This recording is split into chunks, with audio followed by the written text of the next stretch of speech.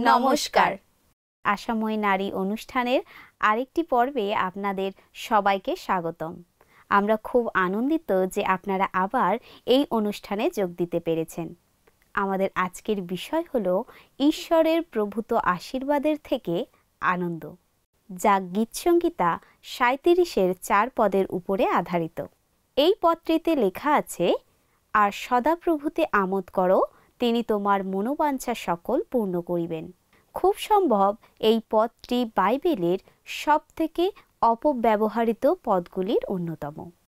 লোকেরা প্রায়ই পদটিকে এই বলে ব্যাখ্যা করে, আমি যদি ঈশ্বরকে অনুসরণ করি, আমি যা চাইব তাই তিনি আমাকে দেবেন।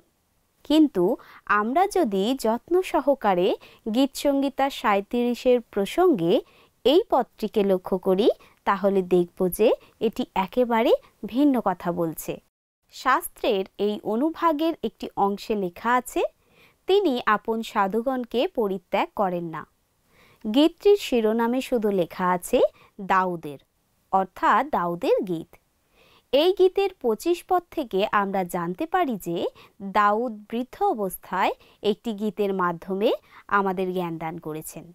এর শৈলীর দিক থেকে এটি একটি জ্ঞানের গীত, যা ঈশ্বরের দিকে নয় কিন্তু মানুষের দিকে নির্দেশিত, অনেকটা হিতোপদেশ গ্রন্থের মতো করে রচিত।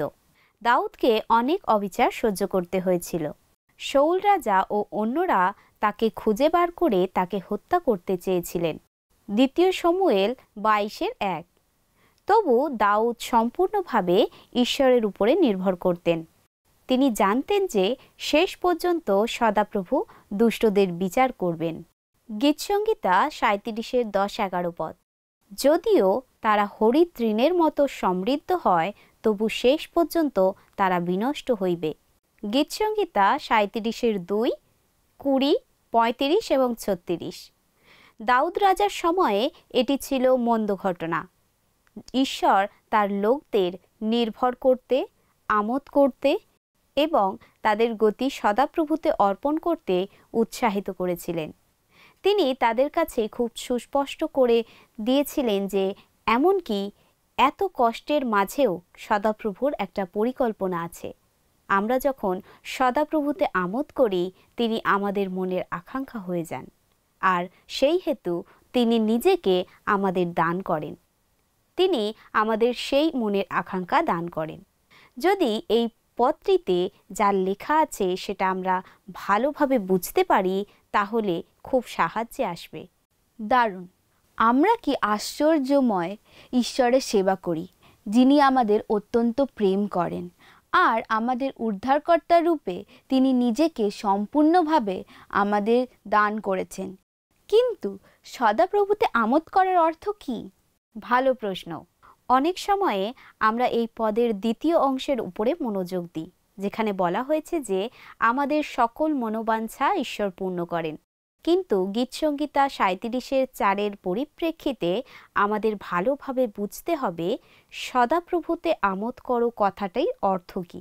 সদাপ্রভুতে আমোদ করার অর্থ হচ্ছে খ্রিস্টে আমাদের হৃদয়ে সত্যিকারের শান্তি ও পরিপূর্ণতা খুঁজে পাওয়া। আমরা যদি খ্রিস্টে সন্তুষ্ট হতে পারি, শাস্ত্র আমাদের বলে যে তিনি আমাদের হৃদয়ের আকাঙ্ক্ষা পূর্ণ করবেন। আমরা যদি মথি তার ৬ অধ্যায় ৩৩ পদ দেখি, সেখানে লেখা আছে, কিন্তু তোমরা প্রথমে তাহার রাজ্য ও তাহার ধার্মিকতার বিষয়ে চেষ্টা করো, তাহা হইলে ওই সকল দ্রব্যও তোমাদিগকে দেওয়া হইবে। ঈশ্বরের রাজ্যের চেষ্টা করা প্রথমে অগ্রাধিকার পাওয়া উচিত।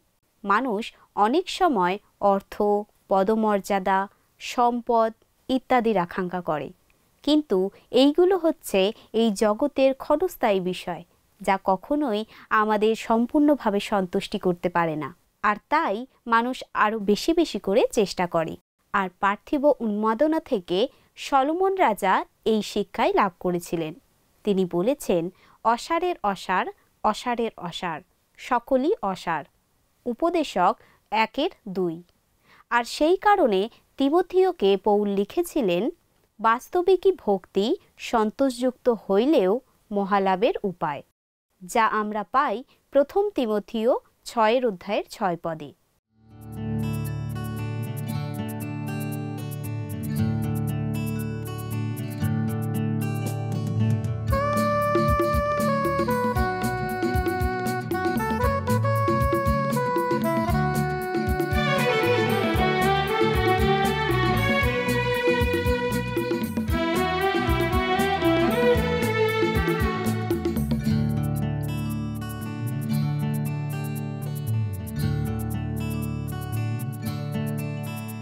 ওহে শ্রান্ত জন, ওহে ভ্রান্ত জন, এসো হে যিশুর কাছে।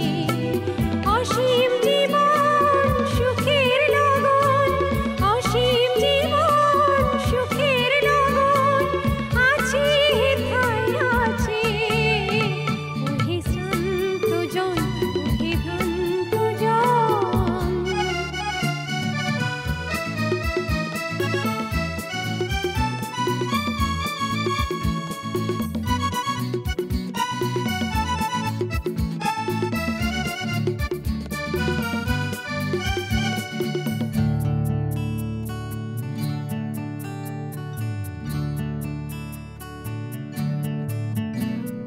জগতের মোহ মিথ্যা সে মায়া, পাবে না কোথাও শান্তির ছায়া। জগতের মোহ মিথ্যা সে মায়া, পাবে না কোথাও শান্তির ছায়া। বলি তাই এসো যিশুর কাছে বসো, বলি তাই এসো যিশুর কাছে বসো, হেথায় অনন্ত শান্তি আছে। ওহে শ্রান্ত জন, ওহে ভ্রান্ত জন, এসো হে যিশুর কাছে। অসীম জীবন সুখের লগন, অসীম জীবন সুখের লগন আছে হেথায় আছে। ওহে শ্রান্ত জন, ওহে ভ্রান্ত জন।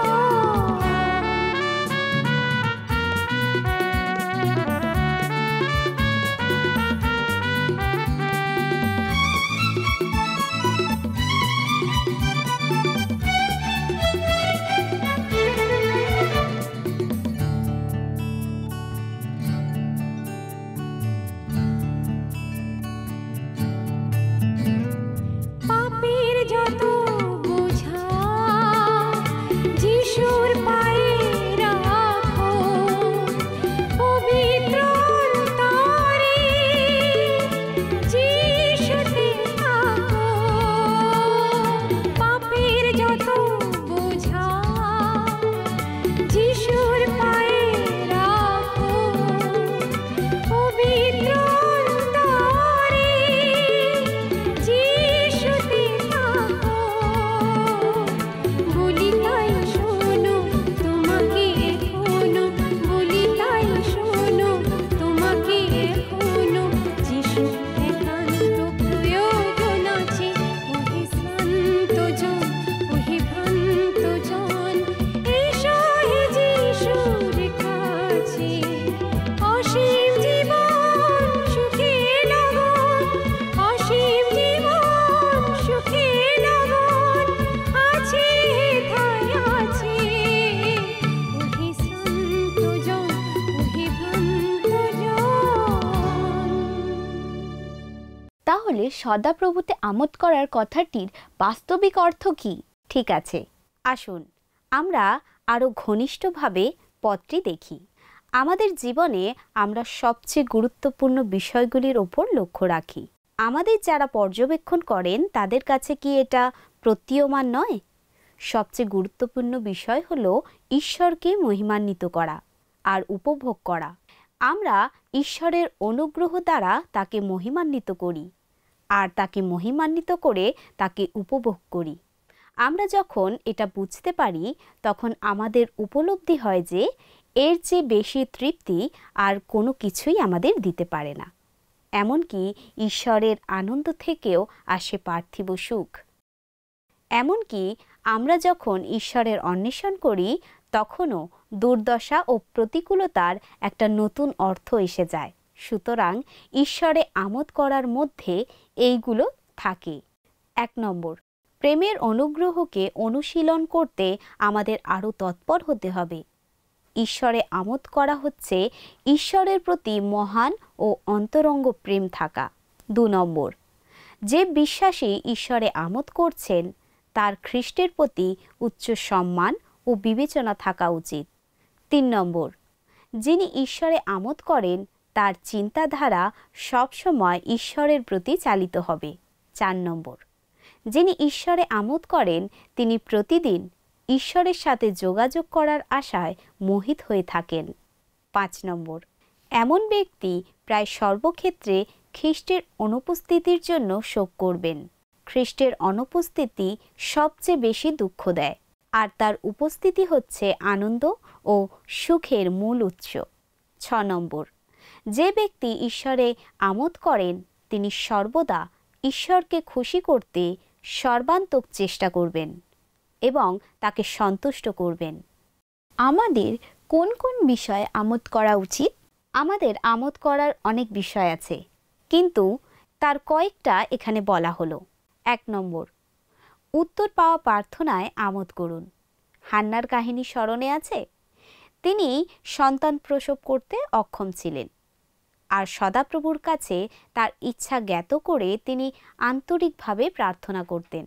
অবশেষে ঈশ্বর তাকে শমূয়েল নামে এক পুত্র দিয়ে আশীর্বাদ করলেন।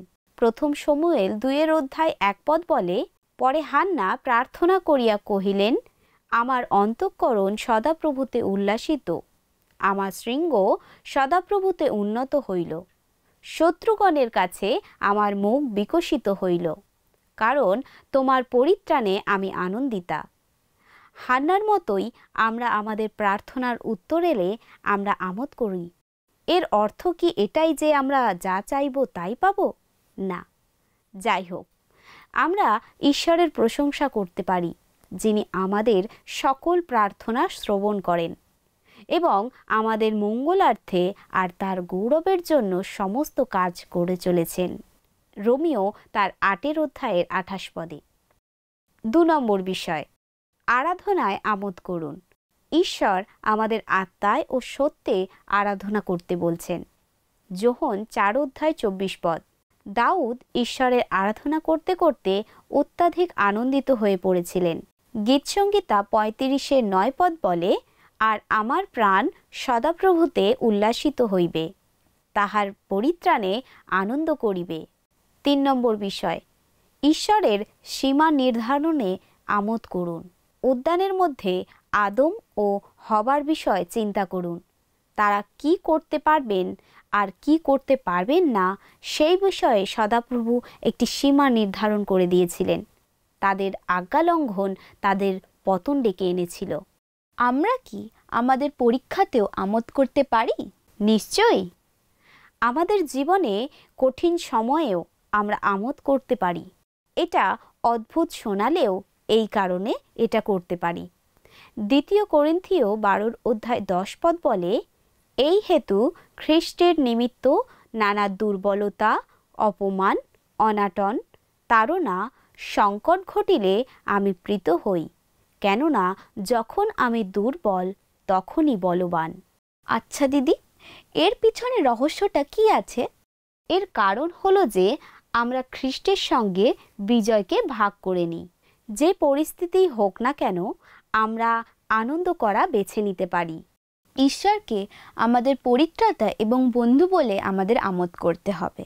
একদম ঠিক কথা বলেছ তুমি। ঈশ্বর আমাদের অন্তরঙ্গ, যত্নশীল পরিত্রাতা ও বন্ধু। দিন ও রাতের প্রতিটা মুহূর্ত ঈশ্বরের আমোদ থেকে আনন্দ পাওয়ার দিকে নির্দেশিত হওয়া উচিত। কেন? কারণ এর মধ্যে দিয়েই তিনি আমাদের নিশ্চিত করতে চান। হ্যাঁ, তিনি আমাদের সবার নাম জানেন আর আমাদের ব্যক্তিগতভাবে যত্ন নেন। গীতসংগীতা 19:1 আমাদের বলা হয়েছে, আকাশমণ্ডল ঈশ্বরের গৌরব বর্ণনা করে, বিতান তাহার হস্তকৃত কর্ম জ্ঞাপন করে। ঈশ্বরের সঠিক আমোদ আমাদেরকে আমাদের ইচ্ছা থেকে সরিয়ে দিয়ে তিনি যা চান তার প্রতি আকাঙ্ক্ষিত করে। ঈশ্বরে আমোদ করার আজ্ঞাগুলি তালিকাভুক্ত হয়েছে, যা আমরা 37 গীতে দেখতে পাই। দাউদ রাজা একটা বাস্তব ঘটনা বা একজন ব্যক্তি সম্পর্কে একটি ছোট্ট অদ্ভুত কাহিনী রূপে এই গীতটি রচনা করেছিলেন। যারা বিরক্ত হয়ে আছে তাদের উদ্দেশ্যে এটি লেখা হয়েছে।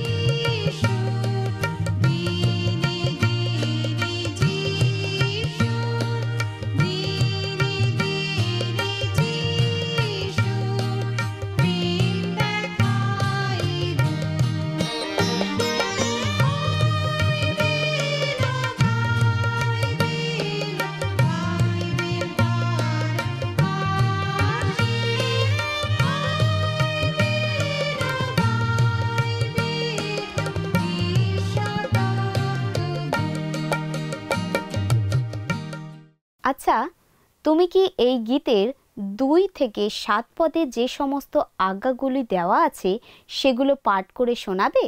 নিশ্চয়ই। তাহলে শুনুন। দুরাচারদের পরিণতি কি হবে জানুন। 2 পদে, সদাপ্রভুতে নির্ভর রাখুন, সদাচরণ করুন, বিশ্বস্ততার রূপ ক্ষেত্রে চড়ুন। 3 পদ, সদাপ্রভুতে আমোদ করুন। 4 পদ, আপনার গতি সদাপ্রভুতে অর্পণ করুন। 5 পদ, সদাপ্রভুর নিকটে নীরব থেকে তার অপেক্ষায় থাকুন। 7 পদ। লক্ষ্য করেছো কি তুমি? যে সব আজ্ঞাগুলির মাঝে আমরা পাই সদাপ্রভুতে আমোদ করো, ঈশ্বর চান যেন আমরা সমস্ত আজ্ঞাগুলি পালন করি এবং তাতে আমোদ করি। শুনতে ভালোই লাগলো, কিন্তু যখন চারিপাশে কোনো কিছুই ঠিক হচ্ছে না বলে মনে হয়, তখন কিভাবে একজন ঈশ্বরে আমোদ করতে পারে? বিরক্ত না হওয়ার সবথেকে ভালো উপায় হলো পরিস্থিতি থেকে চোখ সরিয়ে নেওয়া আর খ্রিস্টের প্রতি দৃষ্টি নিবদ্ধ করা, যিনি হচ্ছেন একজন বিশ্বাসীর আমোদের প্রকৃত উৎস। ফিলিপিও 2:13 যে প্রতিজ্ঞা করা হয়েছে তার দ্বারা আমরা অনুপ্রাণিত হই, কারণ ঈশ্বরই আপন হিতসংকল্পের নিমিত্ত তোমাদের অন্তরে ইচ্ছা ও কার্য উভয়ের সাধনকারী। এবং প্রেরিত পৌলের এই বাক্য দ্বারাও আমরা উৎসাহিত হই। ইহাতেই আমার দৃঢ় প্রত্যয় এই যে তোমাদের অন্তরে যিনি উত্তম কার্য আরম্ভ করিয়াছেন, তিনি যীশু খ্রিস্টের দিন পর্যন্ত তাহা সিদ্ধ করিবেন। এই বিষয়ে আমরা ফিলিপিও তার 1:6 পাই। প্রভুতে আমোদ করার কি কি কারণ আছে? ভালো প্রশ্ন করেছ। অনেক কারণ আছে, কিন্তু তার কয়েকটা আমি এখানে বলছি। 1 নম্বর কারণ, আমাদের প্রভু ঈশ্বরের শ্রেষ্ঠত্বের কারণে আমোদ করুন। 2 নম্বর কারণ, প্রভুর উপস্থিতিতে আমাদের আমোদ করা উচিত। বাইবেল আমাদের ঈশ্বরকে উপভোগ করতে আজ্ঞা দেয়। প্রভু চান আমরা যেন আমাদের মনকে তার দিকে ঘুরিয়ে দিই। যাকব তার 4:8 বলেছেন, ঈশ্বরের নিকটবর্তী হও, তাহাতে তিনিও তোমাদের নিকটবর্তী হইবেন। 3 নম্বর, ঈশ্বরের সাহায্যের জন্য আমোদ করুন। যাচনা করো, আর তিনি প্রতিজ্ঞা করেছেন যে তার ইচ্ছা অনুসারে যখন আপনি প্রার্থনা করেন তখন তিনি তার উত্তর দেন, কারণ সেটা তার পুত্রকে গৌরবান্বিত করে। আমাদের প্রতি ঈশ্বরের যে মহান প্রেম আছে তার জন্য আমাদের আমোদ করতে হবে। হ্যাঁ, তুমি ঠিক বলেছ। রোমিও তার 5:8 বলা হয়েছে, কিন্তু ঈশ্বর আমাদের প্রতি তাহার নিজের প্রেম প্রদর্শন করিতেছেন, কারণ আমরা যখন পাপী ছিলাম তখনও খ্রিস্ট আমাদের নিমিত্ত প্রাণ দিলেন। ঈশ্বরের দয়া ও করুণার জন্য আমাদের আমোদ করতে হবে। ঈশ্বরের অপরিমিত করুণা আমরা কখনোই সম্পূর্ণভাবে উপলব্ধি করতে পারব না। খ্রিস্টের বিশুদ্ধকারী রক্তের গুণে আমরা হিম অপেক্ষা শুক্ল হয়ে ঈশ্বরের সম্মুখে দাঁড়াতে পারব। সদাপ্রভু বলেন, সদাপ্রভু কহিতেছেন, আইসো, আমরা উত্তর প্রত্যুত্তর করি। তোমাদের পাপ সকল সিন্দুর বর্ণ হইলেও হিমের ন্যায় শুক্ল বর্ণ হইবে, লাক্ষার ন্যায় রাঙা হইলেও মেষলোমের ন্যায় হইবে। যিশায়ও তার 1:18। আসুন আমরা একসাথে বিলাপ তার 3:22-23 বাক্য ধ্যান করি, আর প্রকৃতভাবে প্রভুর আমোদে নিজেদেরকে আলোড়িত করে তুলি। সদাপ্রভুর বিবিধ দয়ার গুণে আমরা নষ্ট হই নাই, কেননা তাহার বিবিধ করুণা শেষ হয় নাই। নূতন নূতন করুণা প্রতি প্রভাতে, তোমার বিশ্বস্ততা মহৎ। প্রিয় বন্ধুরা, এই পর্বের আলোচনার শেষে আমরা পৌঁছে গেছি। এই সপ্তাহে যেন ঈশ্বরের অসীম আশীর্বাদে যে আনন্দ, তাই যেন আমরা অন্বেষণ করি। আসুন বন্ধু, আমরা প্রার্থনা করি। আসুন প্রার্থনা করি। পবিত্র পবিত্র মঙ্গলময় পিতা, প্রেমময় ঈশ্বর পিতা, তোমাকে ধন্যবাদ জানাই প্রভু, তুমি আমাদের প্রত্যেককে সুস্থ রেখেছ এবং এই সুন্দর সময়ে প্রভু তোমার চরণে তুমি আসতে দিলে প্রভু।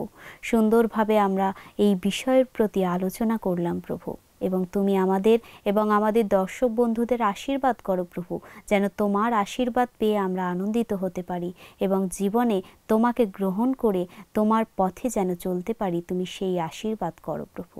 প্রত্যেককে ভালো রেখো, প্রত্যেককে তোমার আশীর্বাদে তুমি ধরে রেখো। এই প্রার্থনা যিশু নামে চাই, আমেন।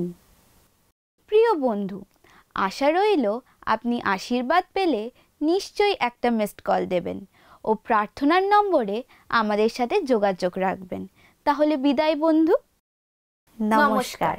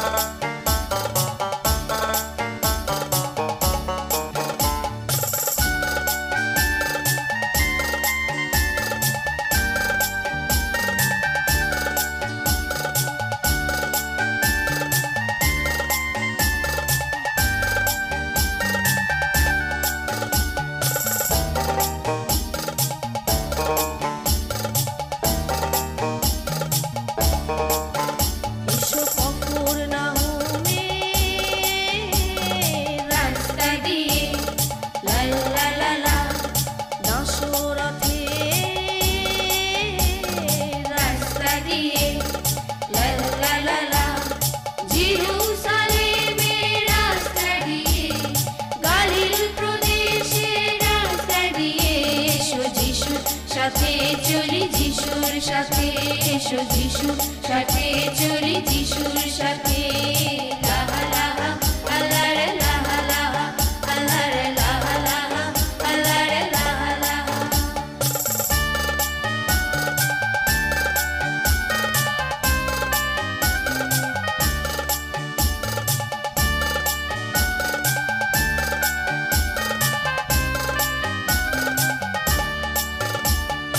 অন্ধকারা বোবা কালা সুস্থ হলো, পোকাঘাতে কুষ্ঠরোগী সুস্থ হলো। অন্ধকারা বোবা কালা সুস্থ হলো, পোকাঘাতে কুষ্ঠরোগী সুস্থ হলো। কত মৃত জনে প্রাণ ফিরে পেল, কত মৃত জনে প্রাণ ফিরে পেল। এসো আশ্চর্য কাল দেখি যিশুর সাথে চলি যিশুর সাথে, এসো যিশুর সাথে চলি যিশুর সাথে। লাহা লাহা আল্লাহ রে লাহা লাহা, আল্লাহ রে লাহা লাহা, আল্লাহ রে লাহা লাহা।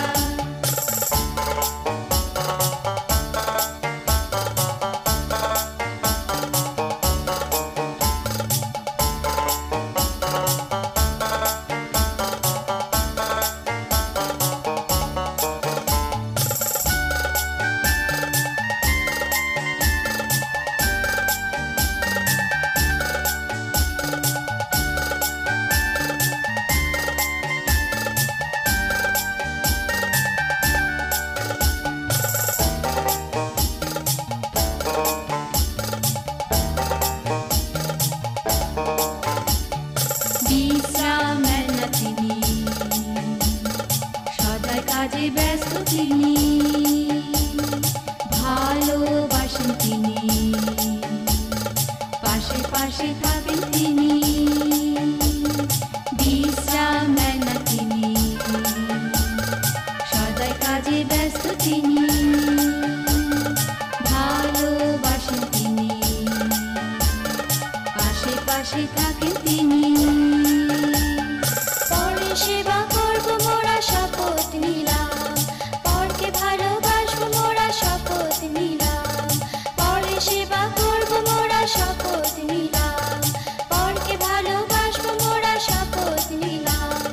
মানব না কোনো বাধা শপথ নিলাম, মানব না কোনো বাধা শপথ নিলাম।